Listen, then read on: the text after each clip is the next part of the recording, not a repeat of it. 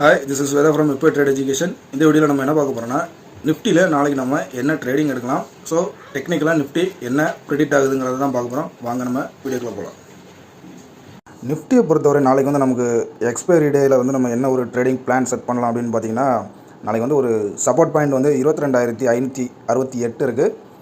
But இந்த இடத்த வந்து பிரேக் பண்ணிச்சுன்னா ஒரு லாங் ஃபோர்ஸில் வந்து கீழே இறங்கலாம். 22,434 வரைக்கும் வந்துட்டு அங்கேருந்து ஒரு ரிவர்சலும் ஆகலாம். ஸோ ஒரு ஃப்ரெஷ்ஷான ஒரு பைக்கில் போகணும் அப்படின்னு நம்ம ஏம் பண்ணோன்னா 22,651க்கு மேலே ஒரு க்ளோசிங் நடக்கணும் 15 மினிட்ஸில்.